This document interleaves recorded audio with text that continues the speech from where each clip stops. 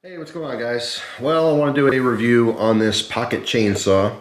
There are multiple companies that make a similar version of what this is, which essentially is a foldable chainsaw blade, right, with some kind of handles.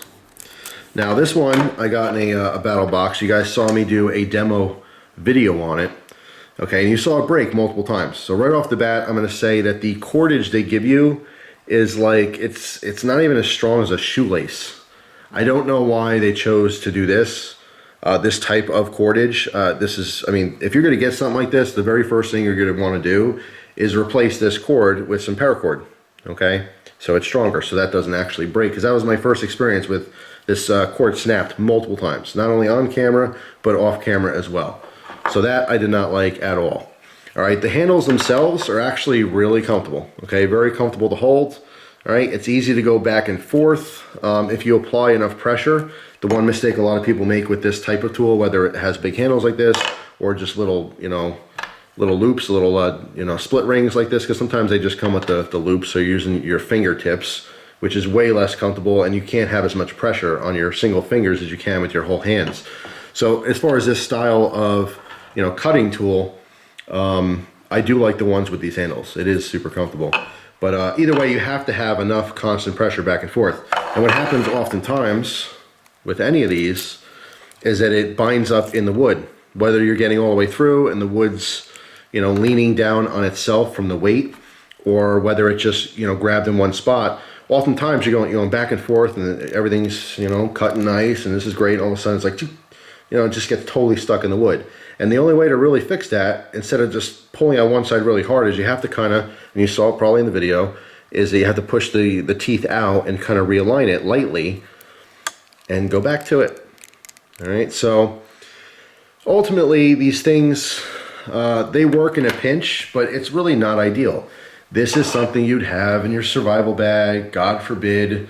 The world is coming to an end, and there's no more gasoline for your gas-powered chainsaws, and there's no power running. All the generators are broken, so you can't use your electric chainsaws. If there's no chainsaws at all, and for some reason the millions and millions of hand saws disappear, don't know why that would happen, but you happen to have this thing, yeah, it'll work.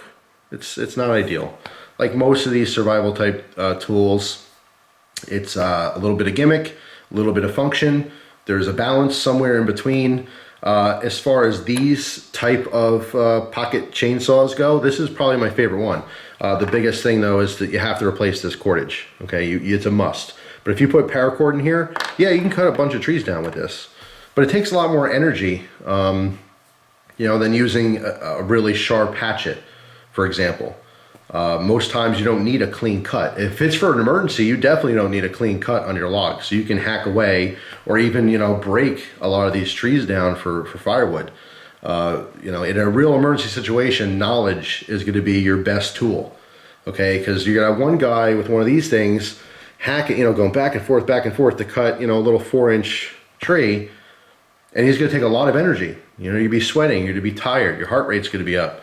Whereas some other guy's going to come over with a, properly using a very sharp hatchet or, a dedicated handsaw, and they're going to have the tree down in half the time with not even a quarter of the energy used. So it's really just about knowing, how to use different tools and having different tools available to you. But again, if this is all you had, it would work. It would just be a little frustrating. Whether your cord's breaking or your teeth on your saw keep getting bound up inside the wood, it would be frustrating. It would take a lot of extra energy. It's just unnecessary. So like everything else, you got to think smart and work smart. But the point of this review is to compare it to other things of its nature, right? And this is probably the best one of this type of tool. Okay, the ones that just have the metal rings for your fingers, man, it's gonna kill your fingers. And I know because I've used them. And in fact, I have an old video using a little pocket chainsaw type tool with tip of my fingers. I mean, my finger's completely red. It just kept digging into the skin. It's just very uncomfortable. You can bruise your fingers, and you definitely don't want your fingertips all messed up in an emergency situation. Okay, you need those. Pretty important. So there you go. As far as what it is, it's probably one of the better designs, but there are definitely better tools to get the job done with less effort. So there you go. So thanks for watching. Hope you guys have a great day. And I will see you soon. Take care.